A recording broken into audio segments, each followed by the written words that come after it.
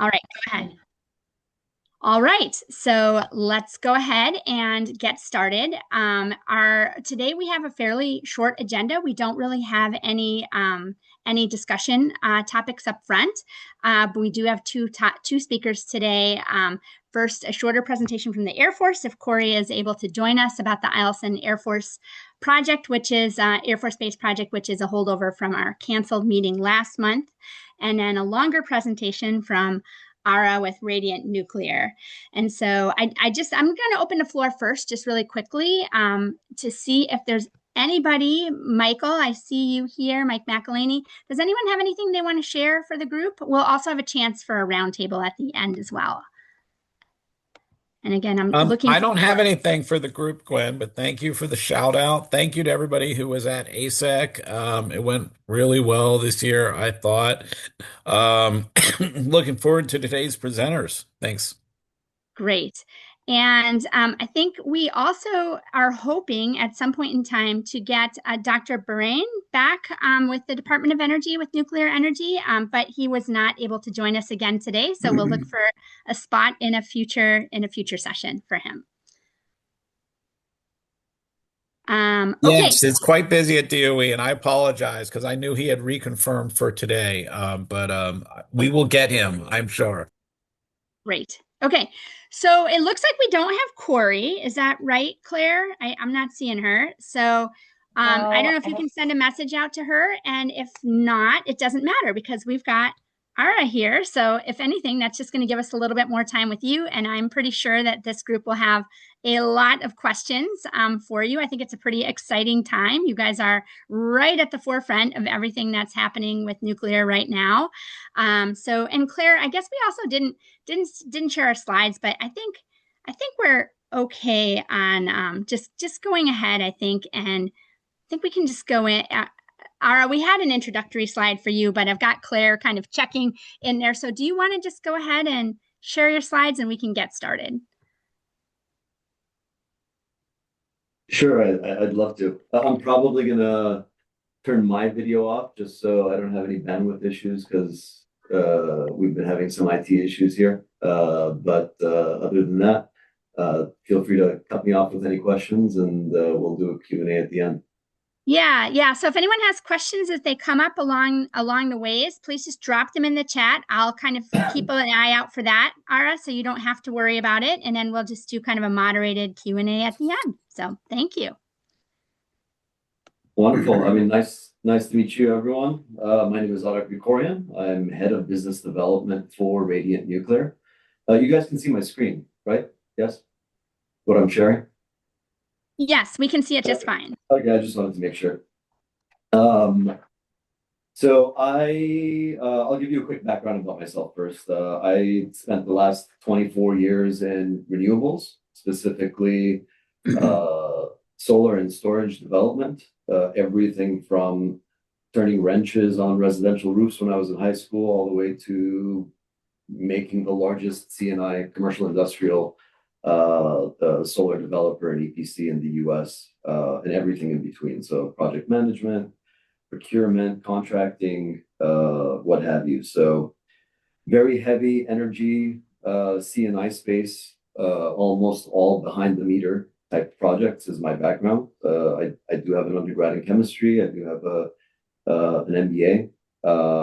And I did spend a few years in big pharma as well as quality systems in pharma and manufacturing. And I've built every type of project you guys can think of for a behind the meter solution, whether it's hospitals, theme parks, manufacturing REITs. The largest carport project in the world was probably one of my last projects that I built. That's Six Flags Magic Mountain. It's a theme park outside of LA. Just single interconnection behind the meter with large batteries. So taking my background and bringing it to Radiant, unlike most nuclear, which is hundreds of megawatts on the SMR side, and then you get into the gigawatts with your traditional nuclear, we are operating in the general scale of what my background is, which is that behind the meter, on-site energy generation. We have 3 facilities here in Los Angeles, manufacturing as well as personnel. Our high throughput, our mass production facility, as well as our fueling facility, is being constructed in Oak Ridge, Tennessee, the original Manhattan Project site. On the fuel side, as we speak, we can talk a little bit about that too now as well as later. But we're starting off with our fueling facility first, which is very important to I think not just this discussion, but the sector in general, as well as our manufacturing plant, which is going to be the 350,000 square foot manufacturing facility, which is our phase 2. We are almost entirely funded by private capital. So whereas technologies like ours is historically funded by the government when it comes to new tech in general, and then you transition to industry, we are almost entirely funded by industry and private capital. Our team, we've got over 200 employees, full-time employees here in El Segundo, just outside of LAX. We do have a team in DC on the regulatory side, on the policy side.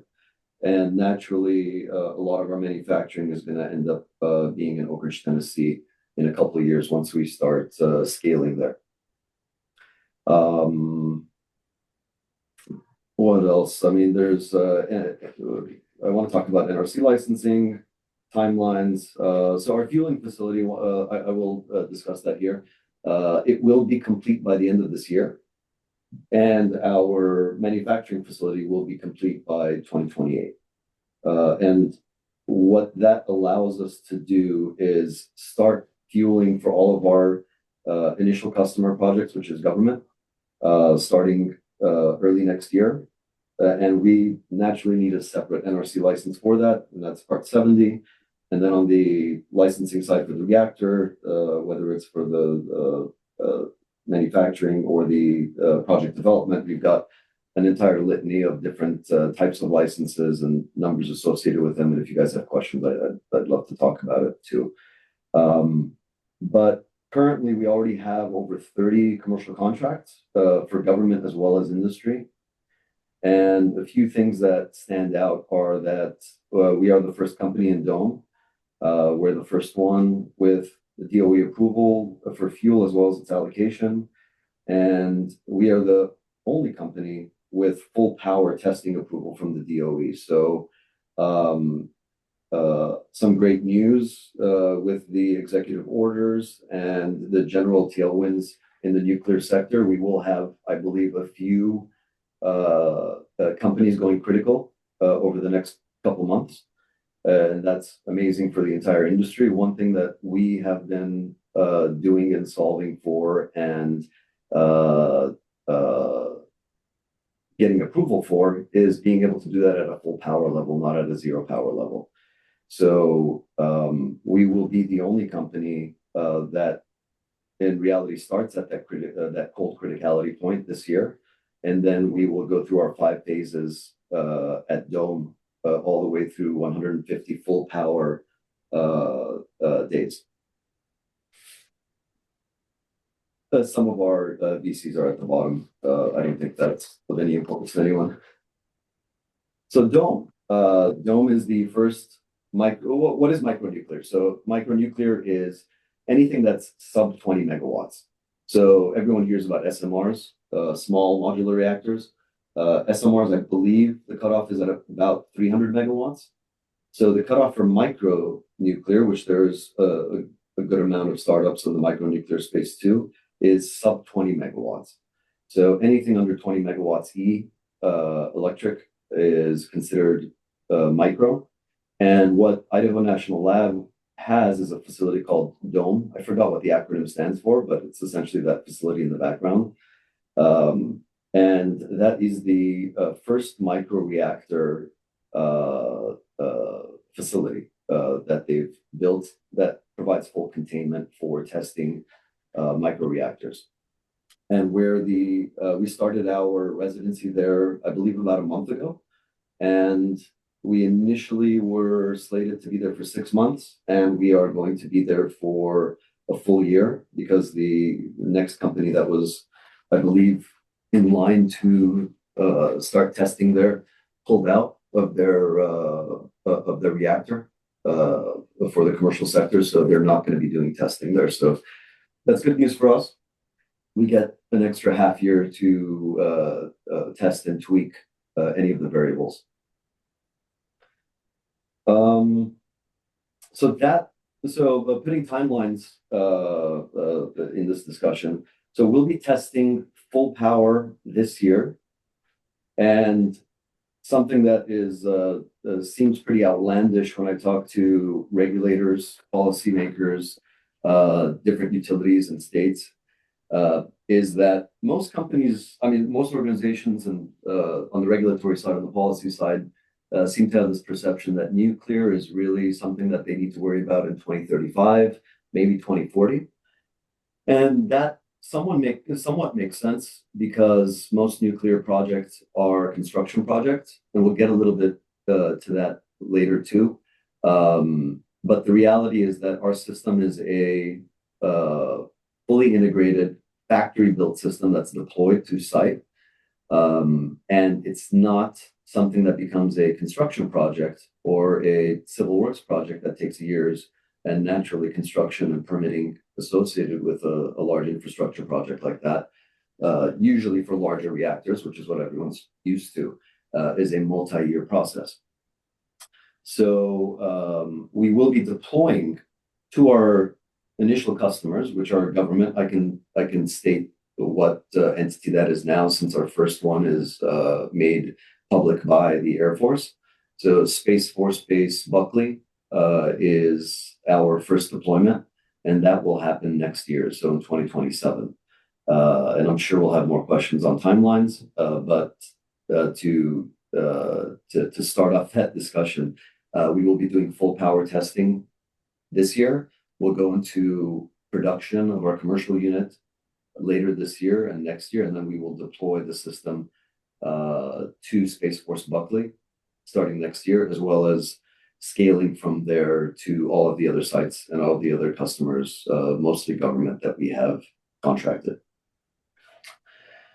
So one of the other things to talk about with Dome is I'm sitting right now about 200 feet away from the first new nuclear reactor, at least the first full power nuclear reactor that's being tested in right around 50 years in the United States. So in about a month, we'll be shipping that out to Idaho National Lab, to this facility.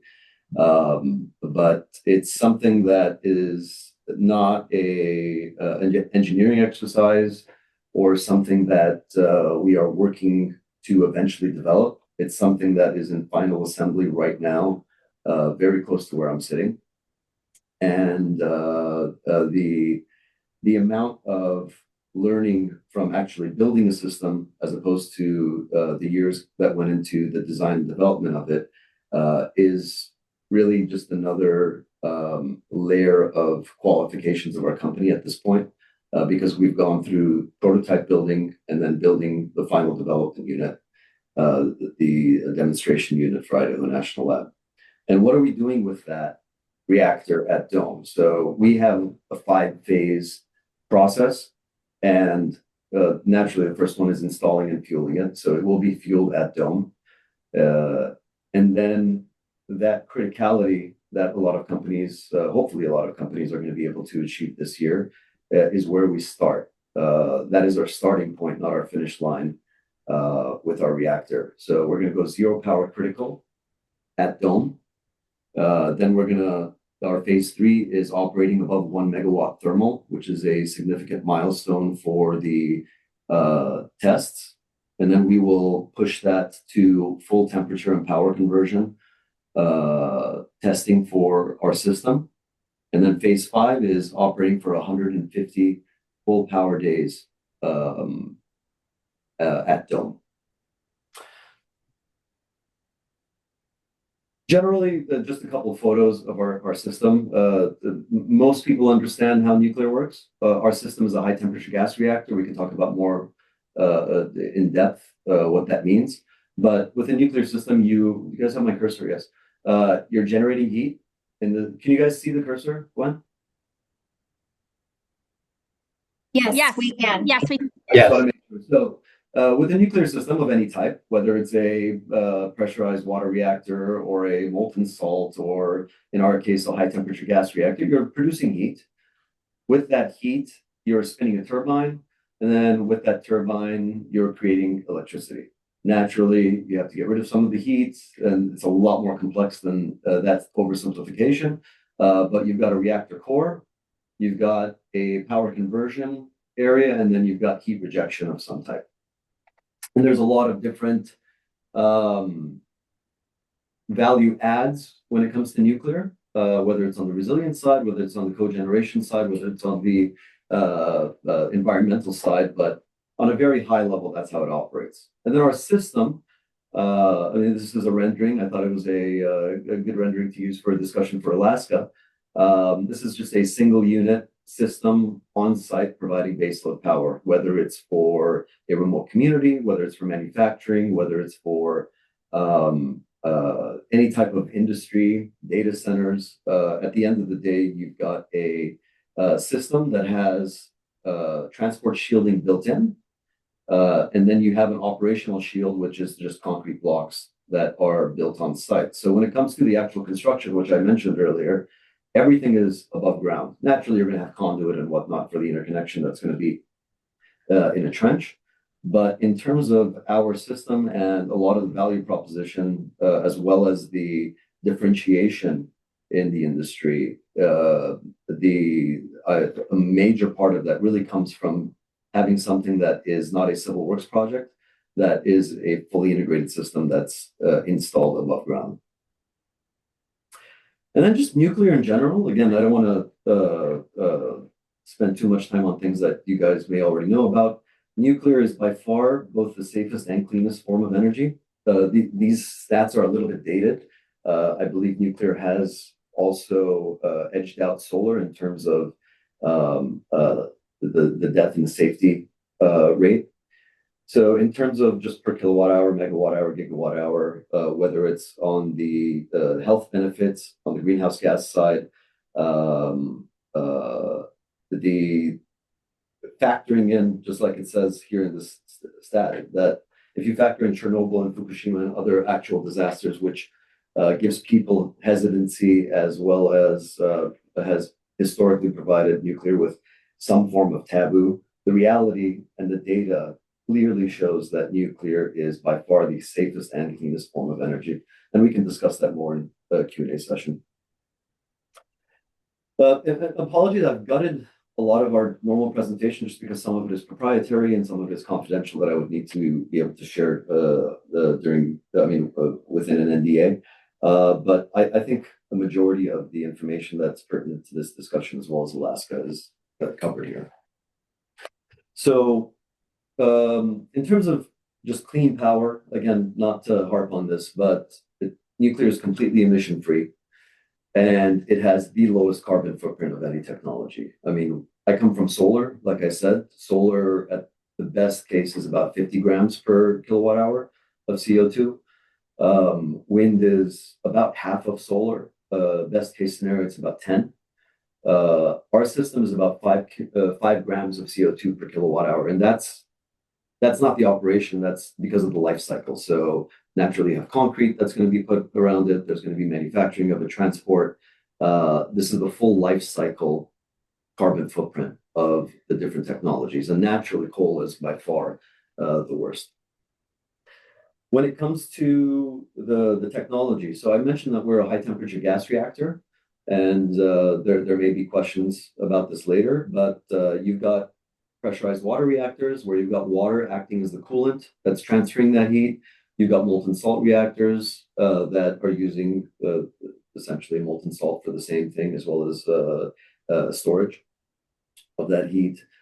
In our case, our government unit, and I will qualify this discussion, most of everything I'm talking about right now is for our first product, which is intended for government, which is that 1 megawatt in a box that you see in all these photos, or if you've looked us up at any point, have read about. That's a 1 megawatt electric system, fully integrated system. And that system, we're using helium, which is the coolant. And the reason for that is that helium is an inert gas. It does not activate at all. So whereas water has some activation, molten salt has activation, you end up having to remediate or store not just the spent fuel, but the coolant as well as other parts of the system. So when you're using helium, in terms of having a completely added layer of safety for nuclear, which is inherent in nuclear in general, I think all technologies are extremely safe, and it is the highest regulated industry of any type. But in terms of something that's portable, that's going to be intended to be used within a community, you naturally want to have redundant systems when it comes to safety. So helium does not activate whatsoever. Zero radiation can be carried by the helium. The fuel format that we're using, which other companies also are using, is called TRISO. It's tri-isomeric. I forgot what the O stands for, but what it means is that you've got 3 layers of silicon carbide and ceramic that are encapsulating the fuel. Now, uranium on its own is not really anything anyone worries about. In nuclear programs and universities, some professors will just eat uranium in front of their students to show that it is something that is completely safe. The real issue is the spent fuel, so the byproduct of that fission reaction. Now, what TRISO does is it encapsulates that fuel so that when it undergoes fission, the heat is transferred through the molecule, through this product, which is it looks like a poppy seed for anyone who hasn't seen TRISO or looked it up. Think of just tiny poppy seeds, and a small fraction of that poppy seed is the uranium that's completely encapsulated. And after its fission reaction, the really bad stuff, the radioactive stuff, is trapped inside of that encapsulant, inside of that silicon carbide and ceramic. And why is that important? Because that adds another layer of safety for the really bad byproducts not to get out. We've got passive cooling, which is a requirement for Gen 4 reactors. So when we're thinking about Chernobyl, you're thinking of a Gen 1 reactor. Gen 2 reactor, I believe, is Fukushima. Most of the reactors that you hear about now, like the AP1000 and Vogelt, as well as other new reactors that are in construction worldwide, those are Gen 3 reactors, and those have a lot of passive safety systems. But for you to be a Gen 4 reactor, it needs to be walkaway safe. And what that means is, in the case of a disaster or something goes wrong with the reactor, you do not need active cooling, where the core will have some form of meltdown without active cooling, like happened at Fukushima, or anything else you can think of.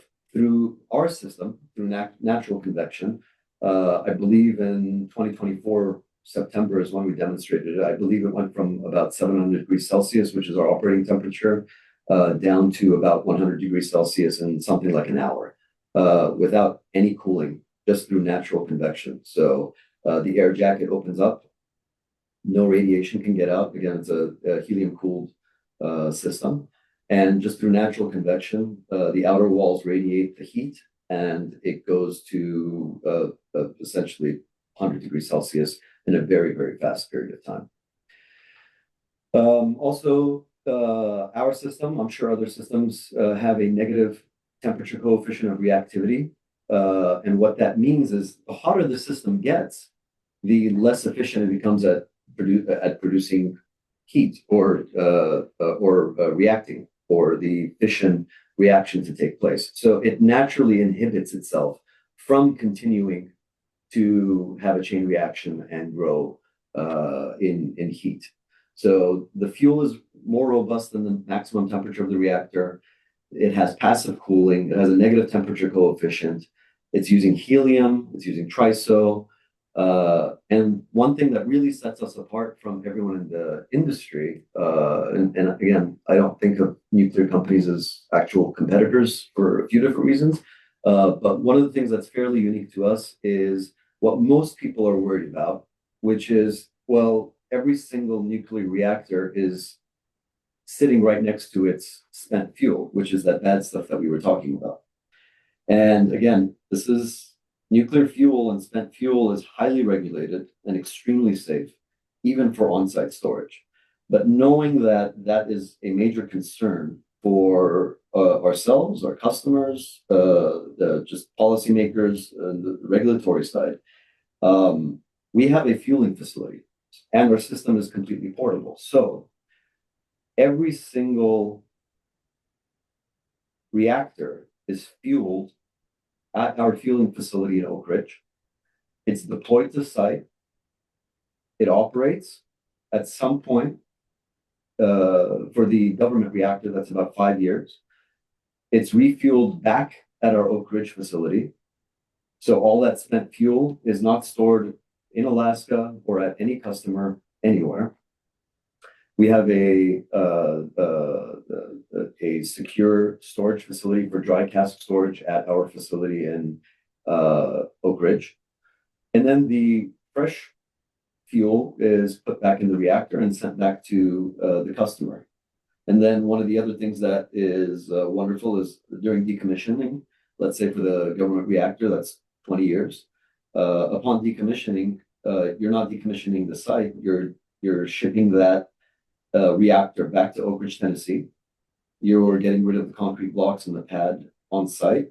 And then the actual site goes back to Greenfield, which is completely different than how nuclear has been in the past. So you don't end up with an unrestricted Greenfield facility with a nuclear reactor normally. But because our system stores all fuel offsite, refuels offsite, and decommissions offsite, and doesn't leave anything on site, over a period of approximately 2 years, that site goes completely back to unrestricted greenfield. And then just one more thing on the safety side, because coming from renewables and dealing with customers of all types on behind the meter assets, which is what our system is. It's a on-site baseload power behind the meter generator, not something that's front of the meter, which is what most larger nuclear is. My wife told me that bananas are radioactive, and I didn't believe her when she first told me. And then I looked it up, and yeah, potassium-40 is radioactive. And we, as with everything, you just have background radiation. This table probably has, if I had a Geiger counter, it would be taking, showing that there's some neutrons bouncing off of it. Similarly with bananas that we consume. And I believe it's like a dozen or 2 dozen bananas is like the equivalent of like 1 dental x-ray. The point is that bananas are radioactive, and I really wanted to figure out what does that safety profile look like when for a system that's on site. So long story short, for a fresh reactor, you would have to be standing outside of the operational wall for something like, I think, 3 million years, because you're not giving off a lot of radiation for just uranium. But let's take that to the extreme. And it's a 20-year reactor. It's full of spent fuel. It's completed its journey on site. And what does that radioactivity look like in terms of what's the safety to that environment?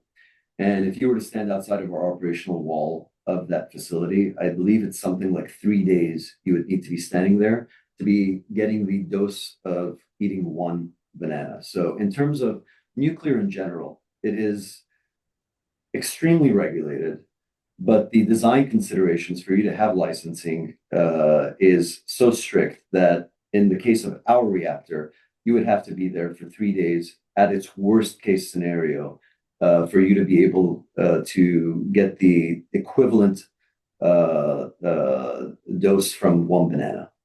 So I hope that puts things a little bit into perspective when it comes to the people worrying about radioactivity. And then power density. I come from solar. 1 megawatt of nuclear naturally is not the same as 1 megawatt of solar or wind or any other technology, because the renewables are mostly intermittent. So approximately 5.5 megawatts of solar is the equivalent of our 1 megawatt government reactor. And what does that mean? That means that you would need approximately 25 acres of solar in the lower 48, probably in the lower end of the lower 48, let alone Alaska. This would be significantly more, but to have the equivalent of this single box. So whereas renewables are in acres per megawatt, our system has for the 1 megawatt reactor, you're looking at a density of over 30 megawatts per acre. And when you think about diesel, if you think of a small ocean tanker that transports fuel, about 2 million gallons of diesel are sitting in that 1 megawatt reactor every 5 years. So you would go through 4 life cycles approximately. So about 8 million gallons of diesel would come out of that one system, that 1 megawatt reactor. And then we talked about just the rapid deployment and the not digging a hole. So rather than being a 10-year, 15-year construction project, the fact that this is a fully integrated nuclear generator that's deployed to site and technically can be turned on the same day. Naturally, if it's a behind-the-meter asset, that's going to be grid tied. There's going to be more commissioning and interconnection timelines that go along with that. But the point is that it's not a multi-year construction project. And then you're getting complete resilience and firm power, whereas where I come from, which is renewables, that is not the case. It's very intermittent. You're essentially getting your backup as well as your generator on site.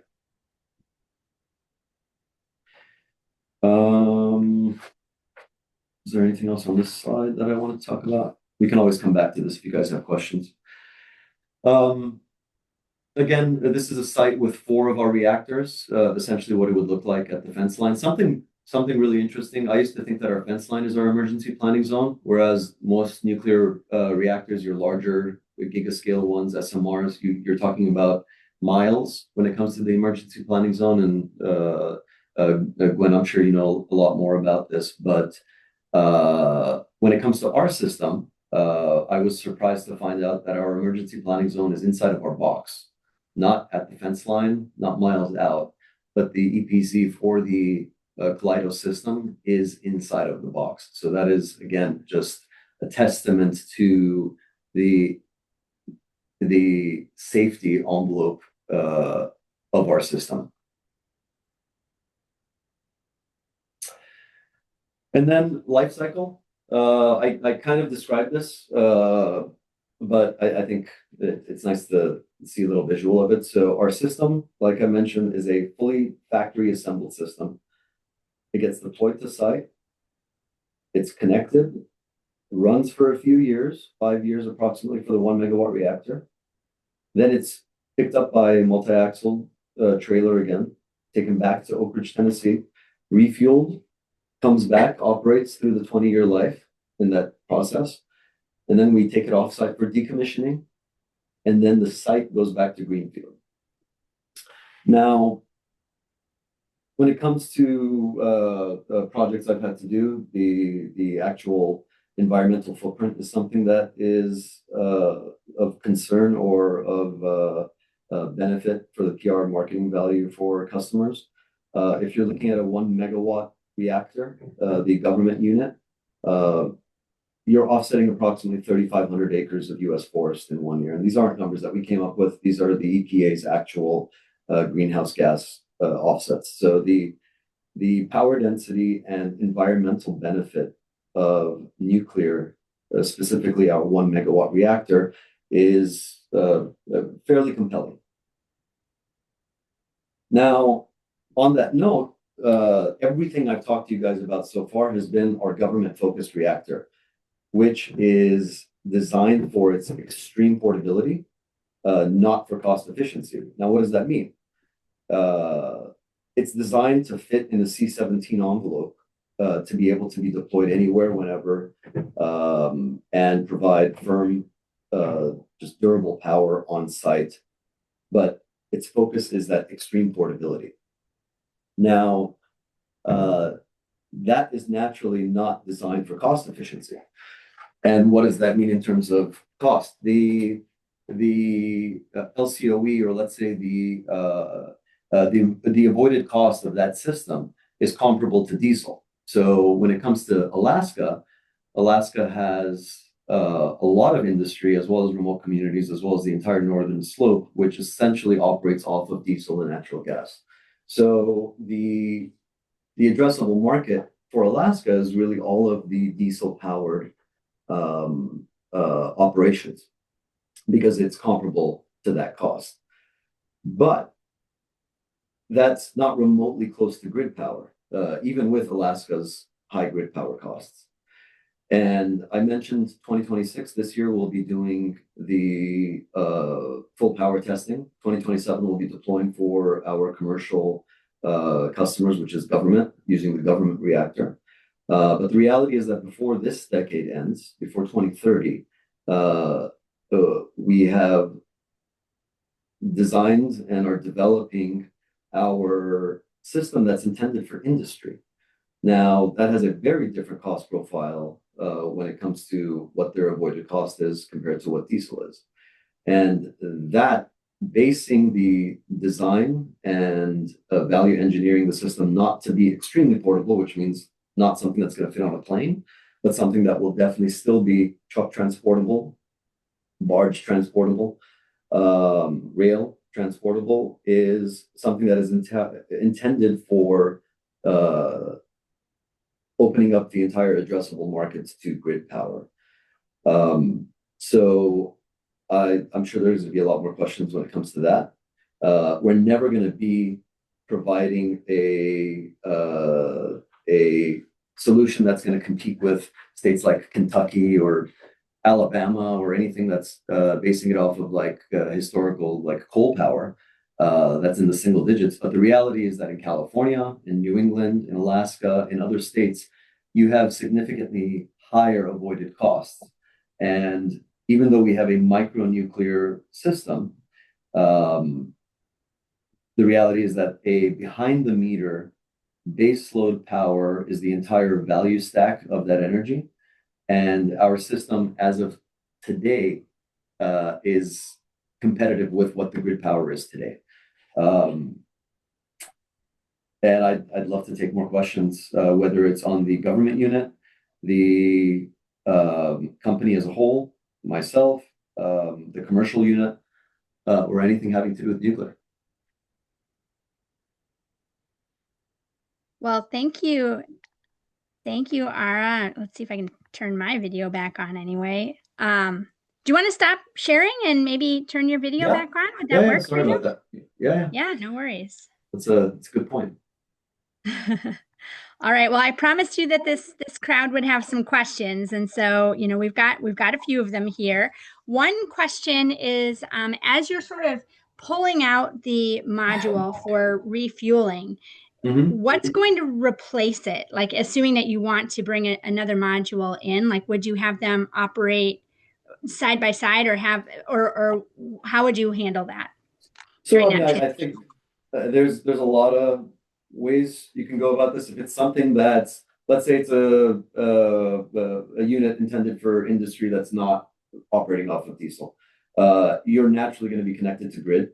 Maybe you're not. Maybe it's a completely off-grid solution.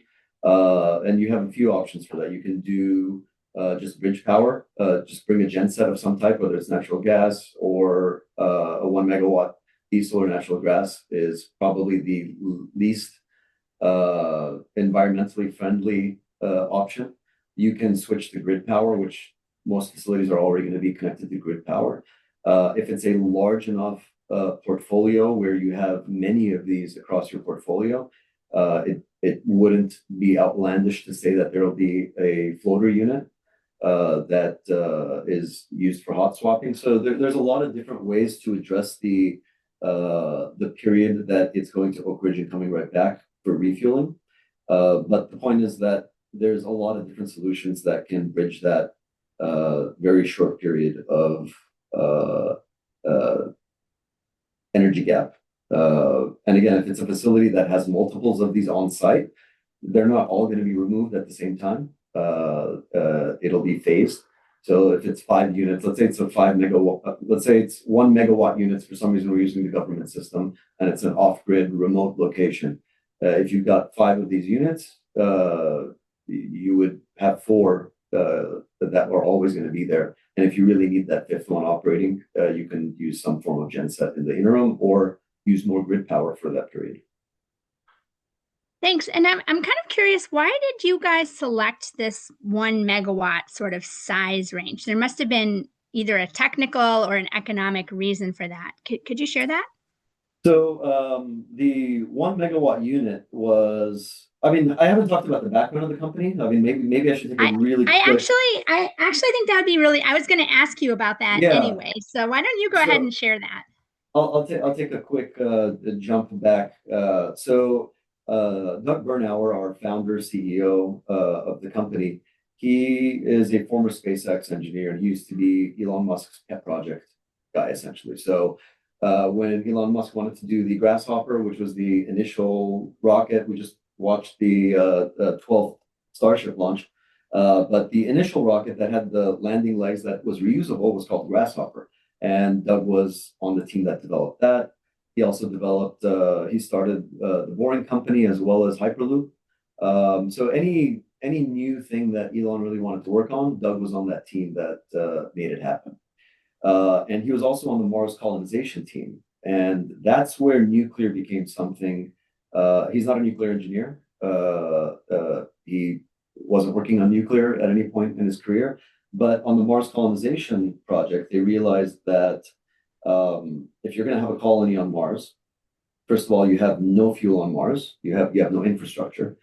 Solar irradiance, I think, is like I want to say like less than a third of the irradiance we get here on Earth. So solar absolutely doesn't make sense. You're not going to be able to just ship panels there and then have any sizable load generated from solar, as well as a bunch of other technologies just make no sense. You're not going to send a diesel genset and then just ship fuel to Mars. So the reality was that nuclear was the only solution that made any sense for the initial to midterm colonization for Mars. And that went as far as it went in SpaceX. And then Doug realized that that's something that he's going to have to solve on his own because he's very passionate about space. And that's how, after I think 12 years at SpaceX, he decided to leave and start Radiant. And the impetus for Radiant was Mars colonization. So that's one thing. But then the reality is that there's an entire terrestrial benefit to nuclear that the timing just ended up being perfect for, which was very similar to what he was working on for the space side. So there's a few different programs that he was initially interested in, and the 1 megawatt reactor was government focused, and that was more in line for what the government wanted, and the government wants something that's portable. So it took on a life of its own, and it became something that the company built around the envelope of what the government was looking for. And that is a 1 megawatt reactor that is extremely portable because it has very specific utility in doing that. You can not worry about supply chain, logistics, anything having to do with, let's say, a diesel genset being sent to wherever. Think of disaster relief. You have to worry about the entire logistics and supply chain for getting fuel. Whereas with nuclear, you don't need that. So that I hope that answers the question of why 1 megawatt. It started off with 1 megawatt because it solved the problem that was initially posed. Right. Yeah, no, that I was curious about that. And the history of the company, it's interesting because Doug and Radiant have been kind of kicking around in Alaska since Radiant was formed. Yep. You were actually like one of a Launch Alaska company very early on. We Mhm. provided a little bit of technical support. That was when you were a very small shop. Now, as you mentioned, you've got like 200 people or whatever. Yeah. I'm curious, like, is some of that SpaceX like that kind of DNA? Is that like, because you've definitely like leapfrogged a lot of competitors in the field, or do you think it's the small size of the reactor? That's how have you gotten so quickly so far ahead? I think a lot of companies started small. I mean, just from being an outsider in renewables, I feel like I had seen a bunch of companies that were trying to do single digit megawatt reactors, and then eventually they ballooned to larger, maybe double digit, maybe triple digit megawatts. So I don't think that's very unique. I think it's much more difficult to solve. You have a lot better economies of scale and a lot more buffer when it comes to a gigawatt scale reactor or SMR. So I do think that the micro space is very difficult to solve and do so in a cost-effective way that makes any sense outside of government, especially. But that corporate culture, I'm assuming that started at SpaceX and was instilled in Doug, is definitely a major factor in our capabilities and the speed at which we've operated. So building and iterating and redesigning and making things better in every way is something that is a daily process. It's not something we take lightly or we just sit on. Everything is constantly being adjusted and made better, made safer, made more efficient. So that constant iteration, I do think I'd say about half of our engineers are former SpaceX, as well as national labs, as well as Navy nukes. You've got a lot of different types of engineers. I think about 80% of our company are engineers. Um, and that rapid iteration and building upon what was here last week or the Yeah. day before is part of the process and DNA here. So Ara, do you have more time, right? Because if you don't I have mind, all I'm the just gonna time that you need. Yeah, Corey is here with the Air Force, and she has 8 minutes before she Uh-huh. turns into a pumpkin. And so I might just Let's. have her just give the update, and then we're going to turn back to you. And maybe you can I'm look in the here. chat. There's quite a few questions for you in the chat if you have Sure. a I will chance. gladly look And at so that in the meantime. let's, great. Corey, can you go ahead and turn your camera on if you're able to? Yeah, I have Annalise on as well, who is Great. just going to be able to push some slides for me. Great. Awesome. Okay. Okay, yeah. Sorry for the speed version of this. We had an old link, I guess, and so we joined the old link. But anyways, yeah, I just have a meeting that starts in about 7 minutes, so I'll stop taking up my own time. But yeah, so good morning. I'm Corey Chance. I serve as the technical director for the Energy Directorate under Miss Nancy Balkus. Some of you may remember that name or have seen her because she's been out to Alaska about twice a year for about the last 4, maybe going on 5 years. But she's the Deputy Assistant Secretary of the Air Force for Infrastructure, Energy, and the Environment. And so she is the proponent of all of the Air Force's nuclear energy projects. And I should be more specific in that she's the proponent of the kind of microreactor space when you start getting into large, AI data center support or utility level, then that kind of transitions a little bit between her portfolio and then another portfolio. So, but the long story short, she's the proponent of microreactor projects, and I am her action officer that works all of those projects to make them come to fruition. Thanks for the opportunity to speak today. And at any point, if you have more questions, happy to join next month or follow up via email if we don't get through them today. But just kind of wanted to start off with just kind of level setting. I know many of you are familiar with the Eielson project, but our Air Force goal in pursuing nuclear energy is pretty straightforward, and it's just to secure our energy future in a way that generates and guarantees this mission critical operations, because every mission, even the ones that you hear about in the news that are over in far off areas, they ultimately begin from the installation here in CONUS. So you think long range strike bombers, some of our defenses, a lot of those, come out of the Air Force installations, and so it's really absolutely critical to ensuring national security that our installations have very resilient power. And so Radiant happens to be one of those companies that we work with to achieve that goal.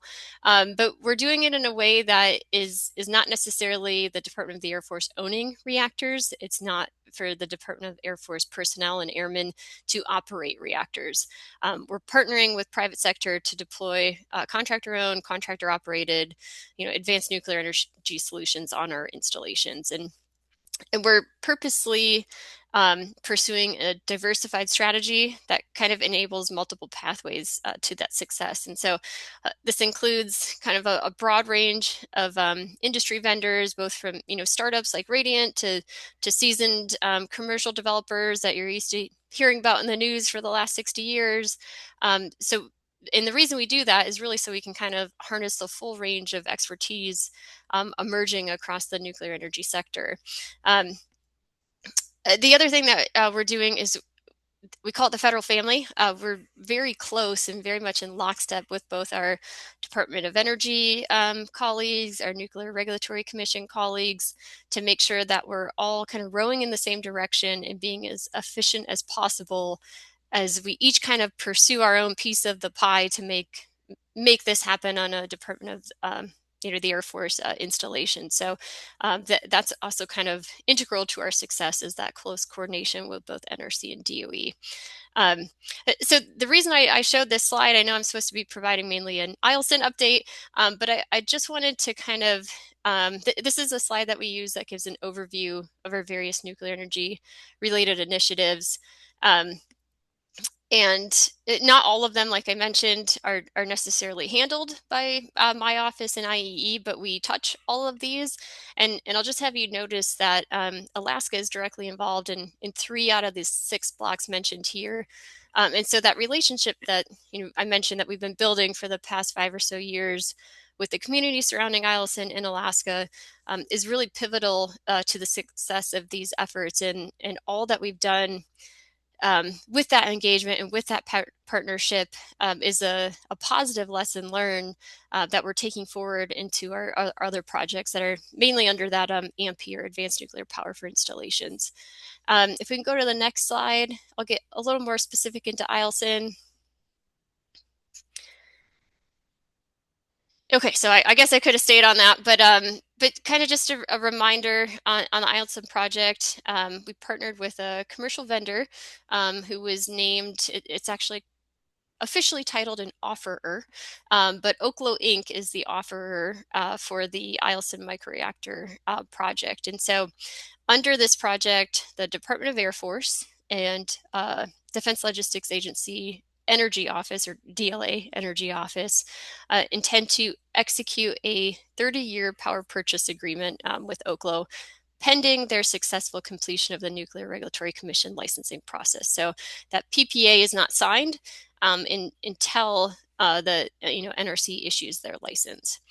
So the reactor that they're planning, called the Aurora Powerhouse, or the kind of smaller version of it, will be contractor owned, contractor operated. That kind of integral or main point in kind of our overall DAF strategy for pursuing nuclear energy. But kind of what does that mean? This basically means that Oklo is fully responsible for design, construction, fueling, refueling, operation, maintenance, and then ultimately decommissioning of the microreactor. The microreactor for Eielson will have a capability of delivering at least a 5 megawatt electric plus steam that can, go directly towards the base's critical infrastructure, which will supplement the existing coal-fired combined heat and power plant, or CHIP, like we normally talk about. And so if you're tracking, that CHIP on Eielson is significantly well, it's pretty old, and they're doing a lot of maintenance to it to kind of keep it running and continue to be the heartbeat of the installation. So the microreactor that we're proposing isn't to take the chip offline, but it's to supplement what the chip is doing and then allow it to undergo those major renovations. So we kind of bring you up to date basically, but the biggest milestone recently was the issuance of that NOITA, which is Notice of Intent to Award, to Oklo in May 2025. And if you've been tracking our progress over the years, that's so significant because with the way that the acquisition model was set up, we basically faced a 2-year procurement pause. And so that NOITA in May of 2025 was finally getting out of that procurement pause and back on track again. So since then, Oklo and then Eielson-based personnel held a siting workshop last summer to determine multiple proposed viable sites within the installation boundary. We've also held 2, we call them camps or councils for the Alaska Microreactor Pilot community engagements. One was concurrent with the Alaska Defense Forum in August of 25, and then one just occurred this past March.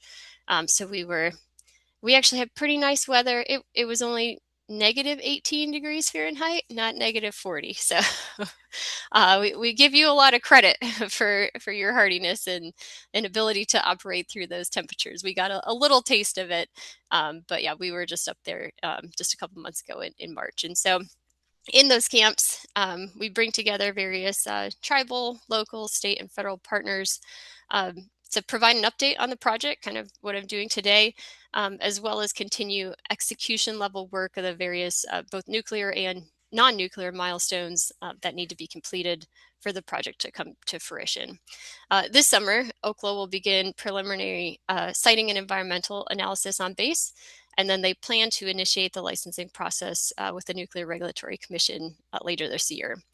And then just kind of as a save the date, we're also already planning the next iteration of camp, and that will likely run, we haven't locked in the date officially, but that will likely run during the Alaska Defense Forum again in August this year. We can go to the next slide. And then this is just the last slide. I'll just touch on some highlights, but this timeline basically shows some of the major milestones on the pathway to an NRC licensed operational reactor at Eielson. And so the goal is still 2030 for an operational reactor. And then some of the major milestones include the NEPA process, non-nuclear safety construction, NRC license, awarding the power purchase agreement and land lease that goes with that as well. And then final reactor construction, fuel loading, and then pre-operations testing. And so all of that has to come together before 2030 to get this thing to turn on. All right, that was the speed version.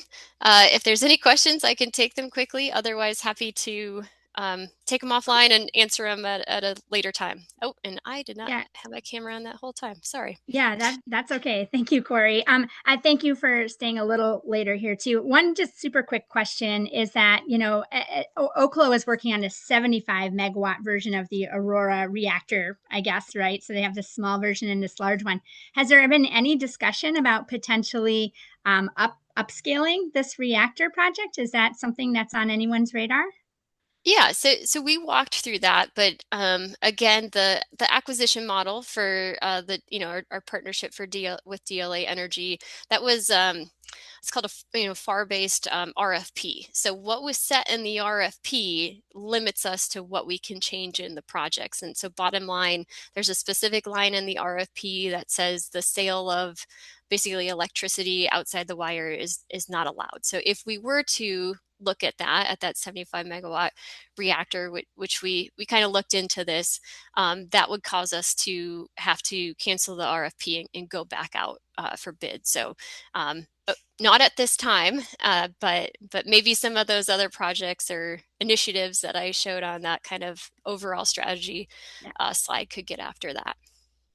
Great. Well, thank you. Well, and I know you're running late, so I'm going to let you go. If we have some additional questions, we might send those to you via email and get a little bit more of an update if we need. So thank you for joining us. I'm sorry about the technical problems today.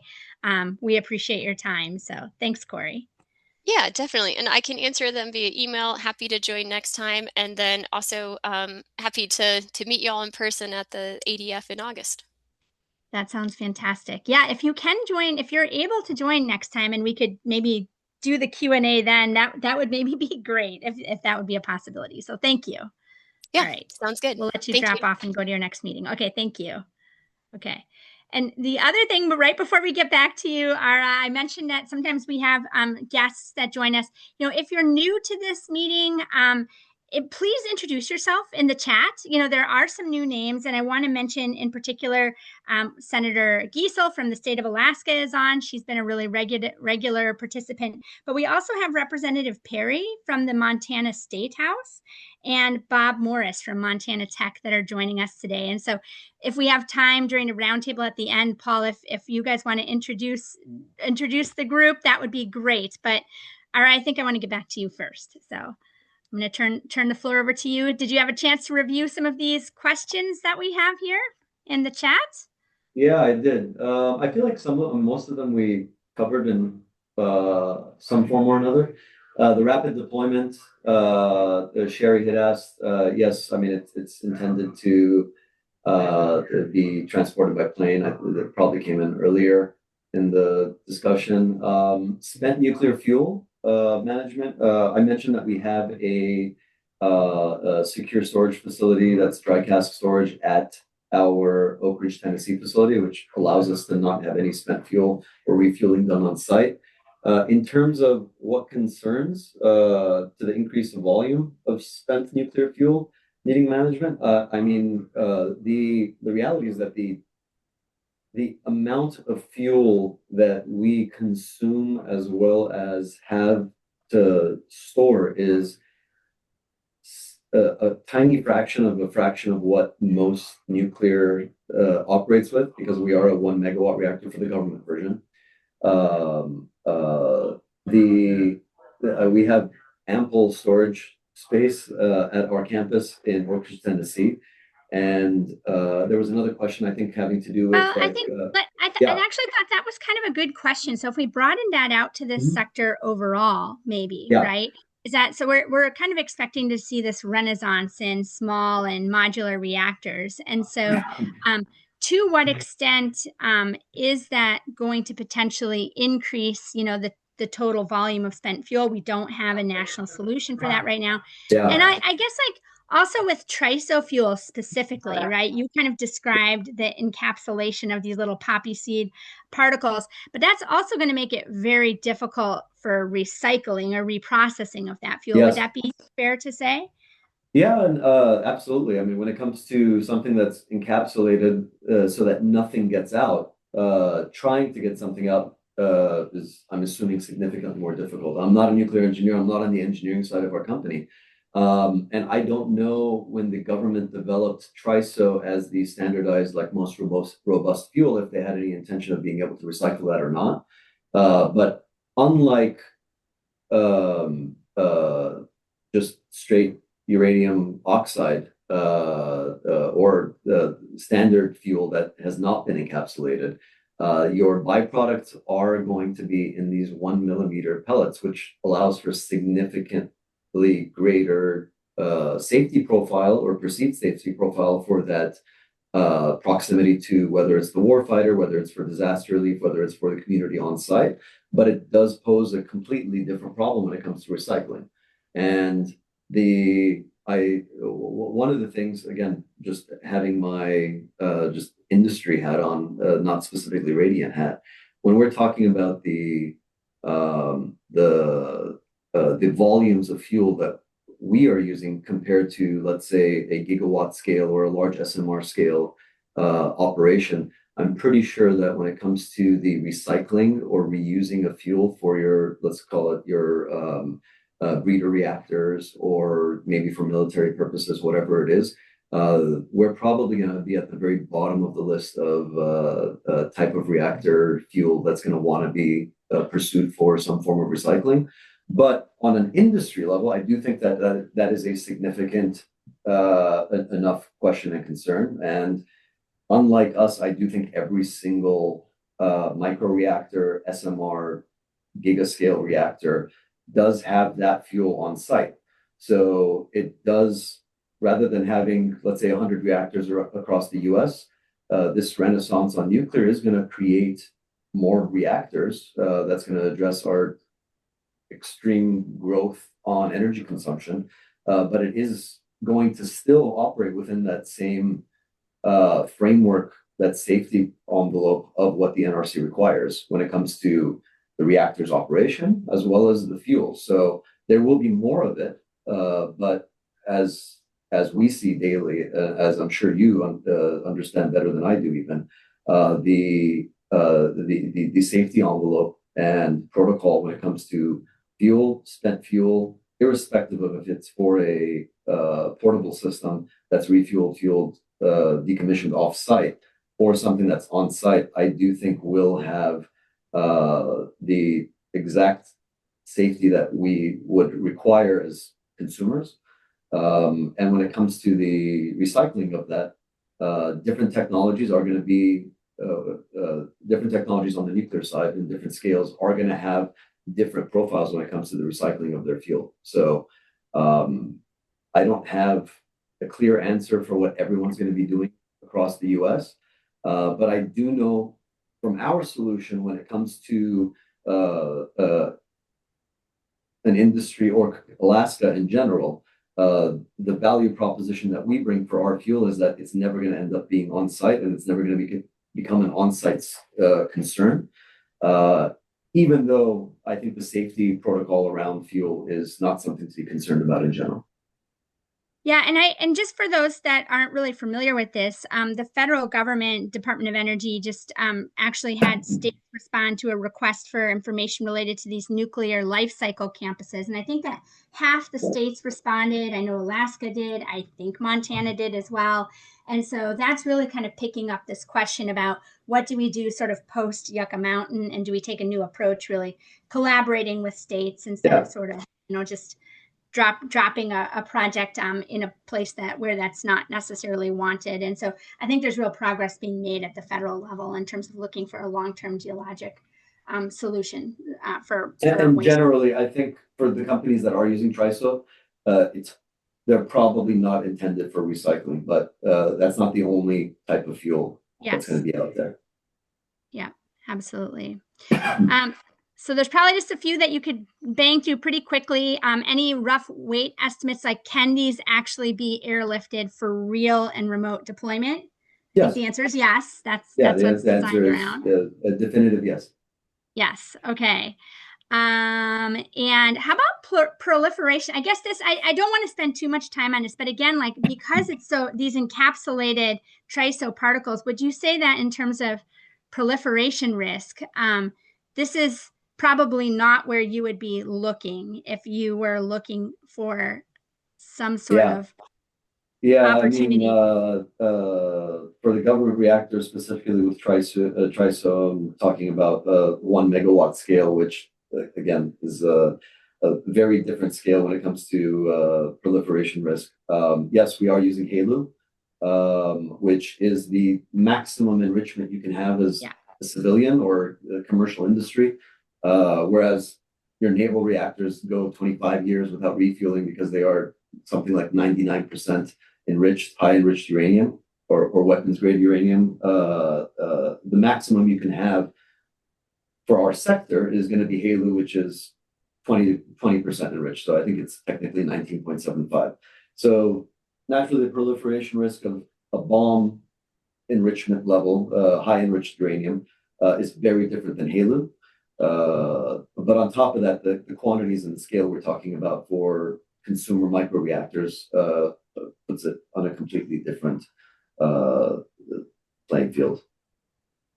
So, and because Sherry has been asking a bunch of questions about these kinds of questions around recycling or proliferation, what I think I want to do is put a little bit of a pin in that, Sherry. And what I'd like to do, Claire and Carolyn, is I really think we want to have a speaker on nuclear waste processing and recycling.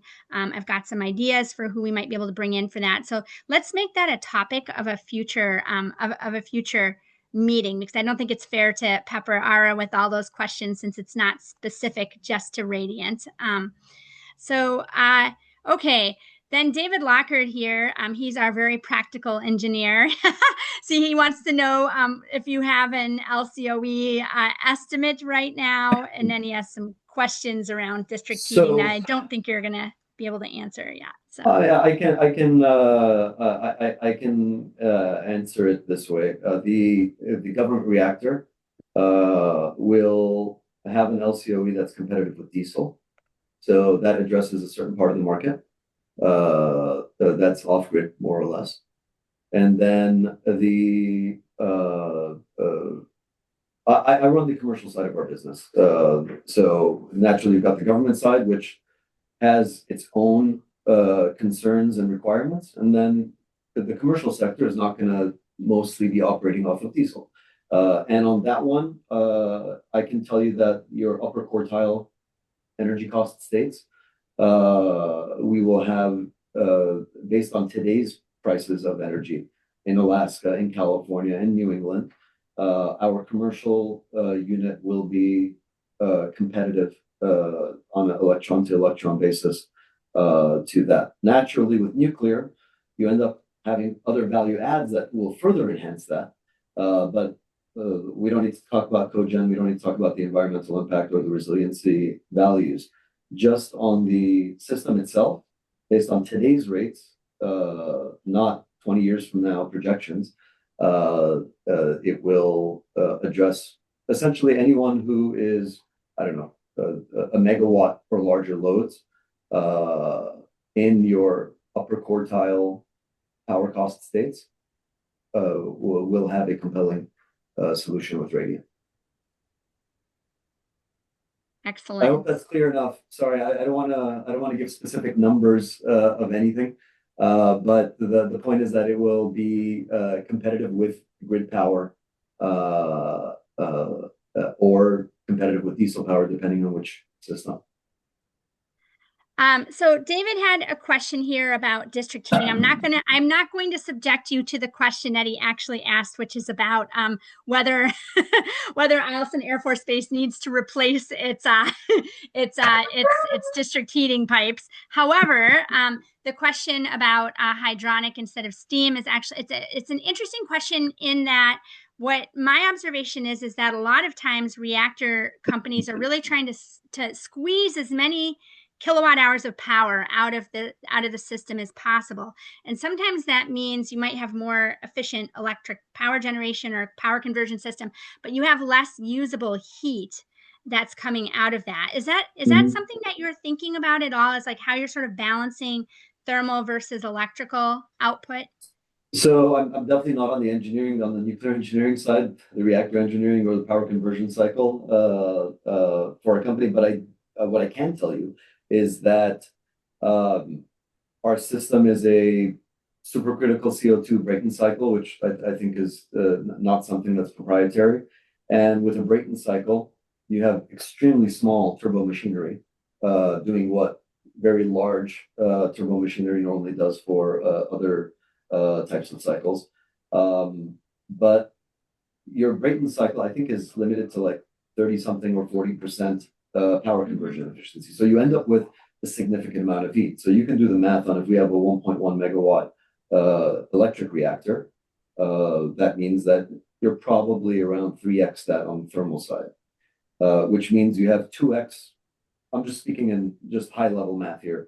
Whatever your electric rating is on a Brayton cycle generator, you have 2x that in heat, usually, as a byproduct. So the reality is that when it comes to the cogeneration potential, whether that's for steam generation or it's for running an absorption chiller, which data centers, Alaska's trying to rule data centers just like every other state is.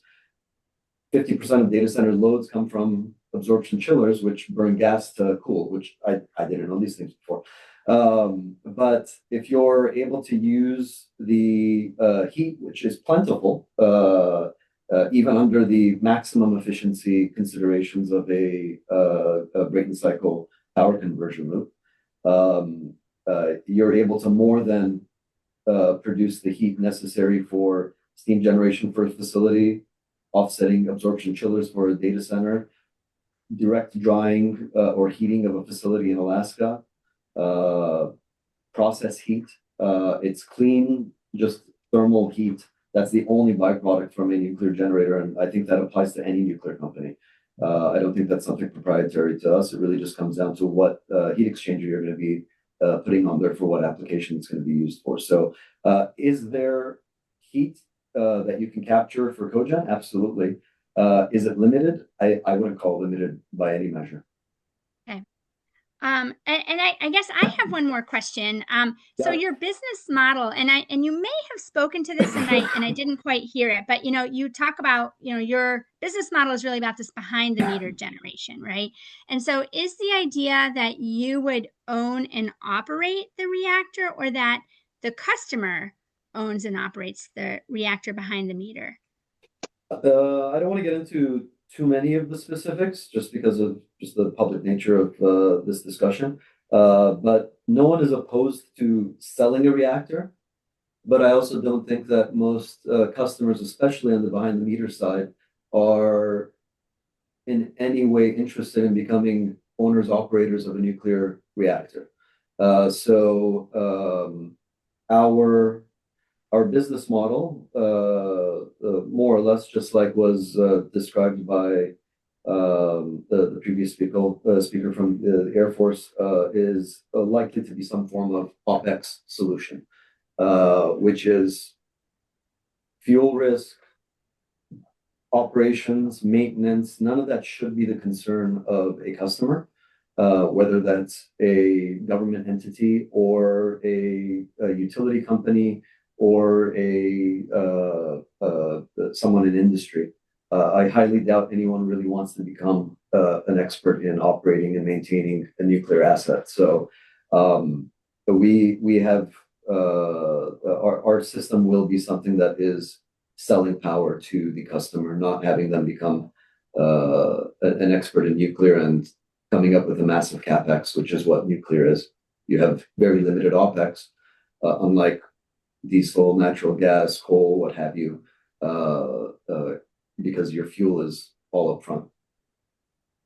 Thank you, Ara. So I hope that answers the question without getting too deep into the details. Exactly. I recognize that some of these are, we're moving quickly, and some of those are still unknowns. I understand to some extent. Yeah, some of them are known, but they're just and some of them are known, but yes, I can't discuss either. Understood. So, yeah. Understood. Richard, I want to acknowledge your question about using spent nuclear fuel. I'm going to put the pin in it with Sherry's questions. I'm going to ask Carolyn and Claire to take a note on that, because I think we need to do an entire working group meeting just on those questions. And so I think we've actually gotten to the end of the questions here, Ara. Great job. You made it all the way through that list. I want to open up the floor for anybody that has questions. Please go ahead and raise your hand, including if you have an additional question for Ara before we close out today. I did want to invite Paul Rogie to go ahead and turn on your camera. There you are, Paul, and introduce your guests. Thank you for flagging them today. Yes, thanks, Gwen. So having ended appointments at INL and the Army, I'm really focusing here in Montana on our energy and critical materials future. And when the scheduling for this event came up, it struck me to invite Representative Gary Perry and Dr. Bob Morris to attend the meeting. They're actually co-chairs of Governor Gianforte's Energy Task Force to come up with a strategy for the state. Nuclear is really high on our chart. And so I wanted to just provide some visibility of what ACEP's been doing in this task force, this working group activities, and then cultivate possibly some of the connections between the states and also our schools. And Representative Perry, I thought you might at least want to say a word or two or have a chance. Top of the day to you all. Thanks for inviting me.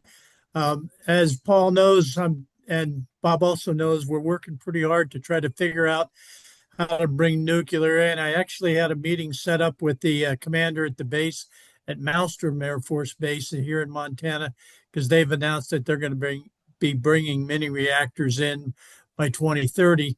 Um, I really want to try to figure out how to streamline this process so that Montana can, when it's time to get into the commercial side of this, streamline as much as we can the process. And Montana doesn't have any kind of permitting guidelines or process established. And so I would love to work through all of your trials and tribulations to streamline my process when the time comes. So, as Paul said, I'm also the chair of the Energy and Technology and Federal Relations Committee in the House, and passed two bills in the last legislative session dealing with nuclear. And one of them says we'll deal with our own spent nuclear fuel, although Ara has done a really good job of deciding what we can do with our spent nuclear fuel by taking it back to Oak Ridge with him if he wants to. Anyway, and then the other one was to look at a beneficiation facility in Montana, but my understanding is Wyoming is already beating us. They're about to be putting one in the Gillette area. So maybe the place we need to go is taking beneficiated fuel and establishing a facility to turn the beneficiated fuel into actual pellets, into the actual usable fuel. So anyway, a lot of things. I'm trying to be ahead of the game as much as I can for Montana, even though I'm kind of behind the game with the rest of the nation. So there you have it. Well, we really appreciate you joining. And again, this group is about making these sorts of connections and helping foster this kind of dialogue. So if you're able to join us again, we'd love to have you give a little bit of a presentation more specifically on what's happening in Montana. I think we'd be quite interested in that. And I might reach out to you three offline, if you don't mind, to kind of make a separate connection, maybe with some of our leaders in states in the state legislature here as well. I don't know if you've interacted with them, but they're doing quite a lot in this space as well. So I might make that introduction. So yeah. I'd love that. I'd love that. Thank you. Great. Fantastic. Anybody else? I don't see any hands raised. So I guess actually, Claire, let's quickly pull up. We never pulled up our slides, but maybe we can pull up our slides for the next two speakers if you're able to do that, or at least why don't you go ahead and announce who they're going to be, because I think we have nano nuclear is our next speaker for next month, and then Oklo in July. Is that correct? You're on mute. Oklo has not confirmed. Confirmed they haven't confirmed yet. Just yet, but we do feel fairly confident about that one. But we had tentatively scheduled that with Oklo. So that would be July 28th, Nano Nuclear, which is sort of got a relationship to Ultra Safe Nuclear Corporation that some of you may be familiar with. They're sort of a recipient of some of that technology. So we're going to be hearing from them. Also another very small reactor vendor next month. So we're kind of doing a series of reactor vendors, and then I want to really get on that topic of waste reprocessing and reuse in the fall. So okay. So I think that's all we have. I guess the only other thing I'll just mention is that we may be having to send out a new meeting invite. We've had problem with the Zoom link. That was, I think, part of what Corey's issue was today.